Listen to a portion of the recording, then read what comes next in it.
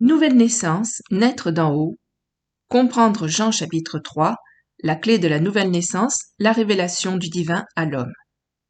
Suite et fin du message. 3. Pour que la révélation transforme le cœur et permette de naître de nouveau, il faut accepter de se soumettre à Dieu. Passons à Jean 3, verset 8.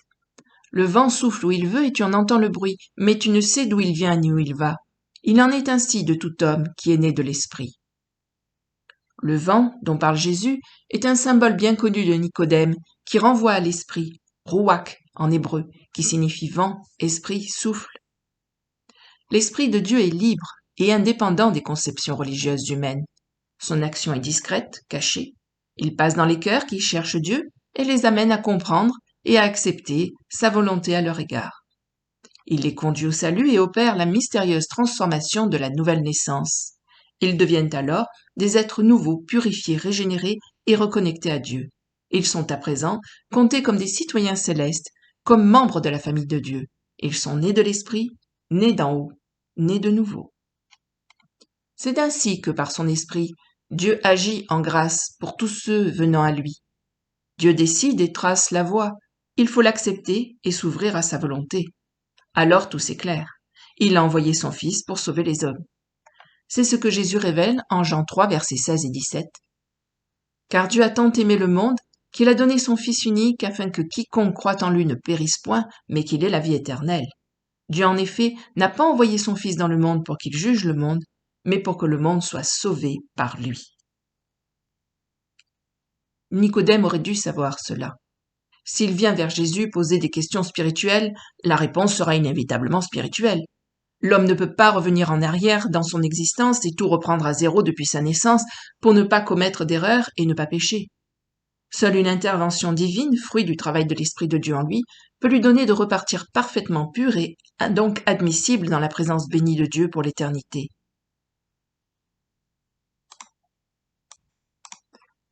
Car il ne s'agit pas seulement de ses propres péchés, mais également de la nature pécheresse qui fait partie de lui, qui s'est comme greffée à son ADN depuis la chute d'Adam. Sa nouvelle naissance doit donc être spirituelle et résulter de l'œuvre de Dieu, apportant le seul sang du sacrifice capable de couvrir tous les péchés de tous les hommes, le sang pur de l'agneau parfait, Jésus, le Fils de Dieu. Jésus montre à Nicodème que tout était déjà en germe, en symbole dans l'histoire d'Israël, dans la Torah.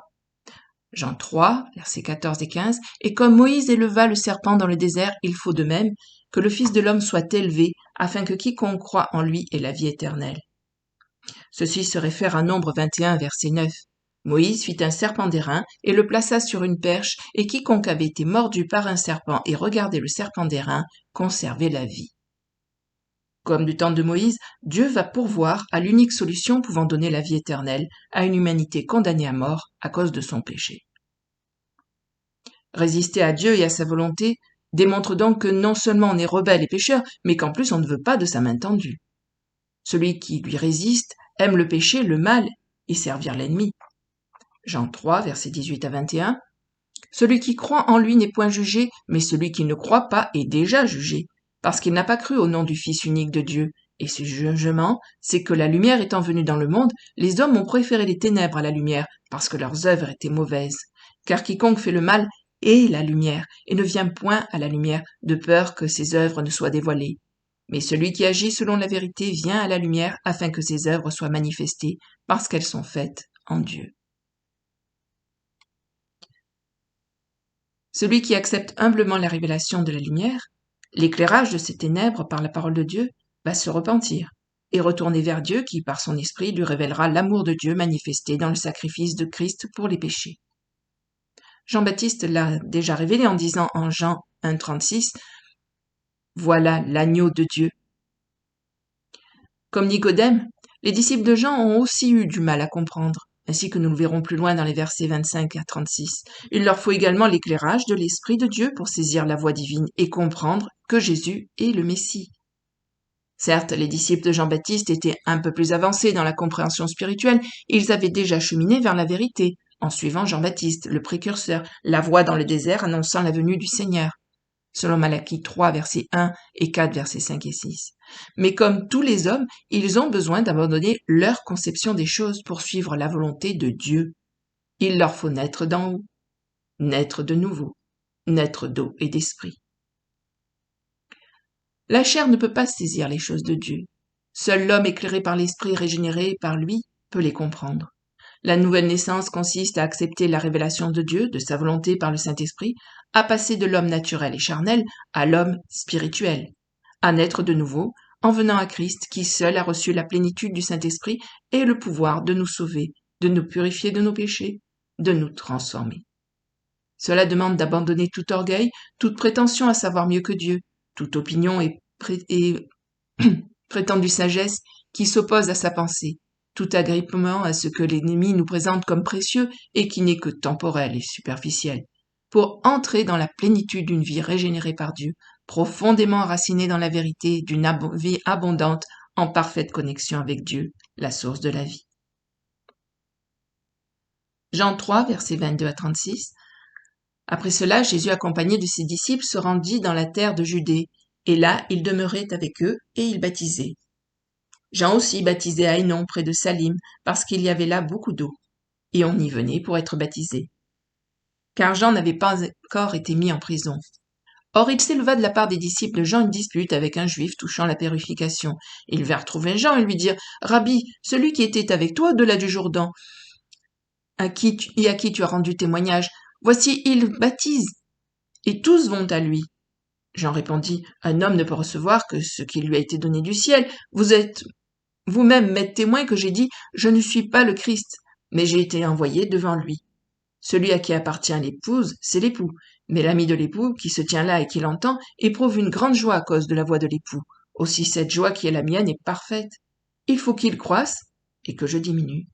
Celui qui vient d'en haut est au-dessus de tout. Celui qui est de la terre est de la terre, et il parle comme étant de la terre. Celui qui vient du ciel est au-dessus de tous. Il rend témoignage de ce qu'il a vu et entendu, et personne ne reçoit son témoignage. Celui qui a reçu son témoignage a certifié que Dieu est vrai, car celui que Dieu a envoyé dit les paroles de Dieu, parce que Dieu ne lui donne pas l'esprit avec mesure. Le Père aime le Fils, et il a remis toutes choses entre ses mains. Celui qui croit au Fils a la vie éternelle, celui qui ne croit pas au Fils ne verra point la vie, mais la colère de Dieu demeure sur lui. Une dernière précision à propos de la fin du chapitre 3 de Jean. Jean-Baptiste a baptisé Jésus, mais il ne lui était pas supérieur pour autant, et il le sait bien, démontrant par ses paroles son humilité et sa compréhension du rôle que Dieu lui a donné dans la venue du Messie. Et Jésus, le nouvel Adam, se soumet en tout au Père et par ce geste donne le départ de son ministère, et non un quelconque acte de repentance, puisque n'ayant jamais péché de toute sa vie. Mais ne disposant pas encore de la pleine révélation de ces choses, puisque sans l'éclairage de l'Esprit qui n'avait pas encore été donné aux croyants, on peut concevoir que les disciples de Jean avaient du mal à comprendre que Jean, leur père spirituel, n'était que le précurseur et pas le Messie. Merci au Seigneur pour les sentinelles, les personnes moteurs de réveil. Mais comme Jean-Baptiste, ils ne montrent que Christ. Il ne faut pas s'arrêter à eux-mêmes, mais suivre le chemin qu'ils dévoilent pour aller plus loin, vers le but. Que leur message m'aide à recadrer mes pensées, mes opinions, mes conceptions sur celles de Dieu, afin de passer des vues humaines rétrécies par le péché et l'influence de l'ennemi à la pleine compréhension des voies bénies du Seigneur et d'en apprécier toute la vérité, la sagesse et les bénéfices se prolongeant jusque dans la vie éternelle. Comme il nous a été donné d'accepter le message de l'Évangile, la voix de Dieu pour notre salut, acceptons d'écouter la suite de ce que l'Esprit a à nous dire, par sa parole, par ses serviteurs, pour notre édification et pour conserver l'accès à toutes les grâces liées à notre salut. Fin du message. Merci, à bientôt, au revoir.